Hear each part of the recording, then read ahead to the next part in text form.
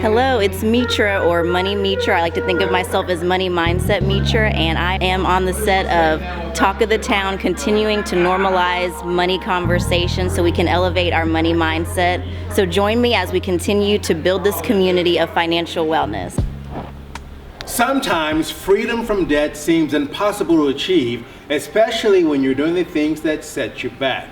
Here to talk about the mistakes people make when trying to get out of debt is finance coach Mitra, also known as Money Mindset Mitra. Good to have you with us today. It's a pleasure to be here. All right, so you have a master's of clinical psychology and you are a financial coach. So you blend the two together. Talk about, I guess, in a way, the psychology of spending. So when we're spending is already such an emotional process, and this month, with it being Financial Literacy Month, I am also educating people and bringing awareness to Financial Wellness Month.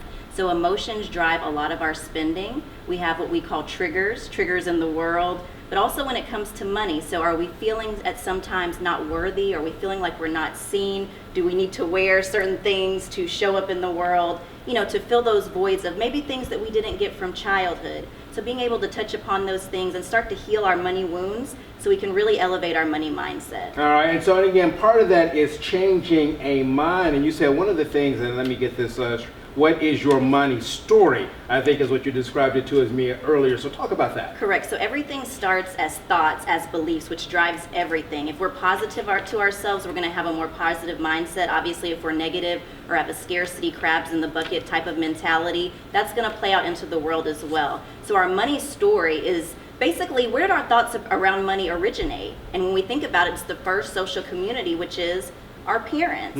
So how did your mom think about money? How did your dad think about money? And yes, were they born into different situations? Of course, but with the world that we live in, with technology and, basically information being currency, everything is just a click away with Google.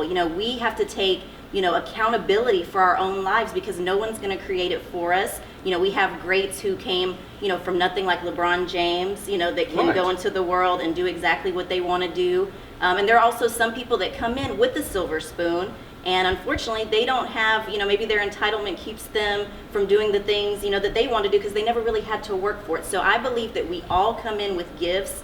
We are here exactly the way that we're meant to be, and we are just here to find our purpose. I also help people, build other streams of income, passive income, so they can step into that purpose. And I don't tell everyone, quit your job, because you don't have to quit your job. Some people like the security of that, and it's perfectly fine. So I work with the CEOs to the, to individuals on one-on-one coaching, also with corporations, because we all have to invest in ourselves, and it's so important, for companies to invest in their people. Financial wellness is emotional wellness, and we can say, oh, don't bring these issues into work. But we're human.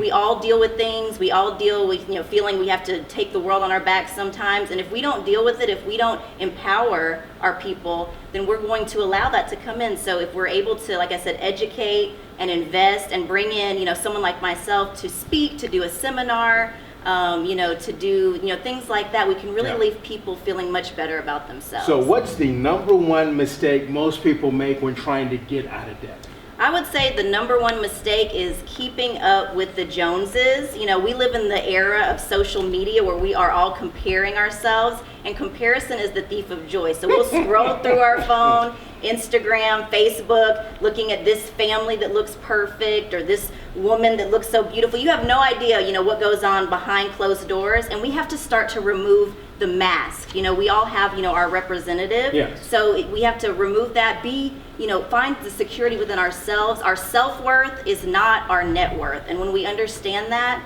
we can step into our authentic selves and really live the life we imagine. I like that. Our net worth is not our self-worth. Great information. Thank you for being with us. You'll find all of Mitra's information on our website at newschannel5.com if you'd like to get in touch with her.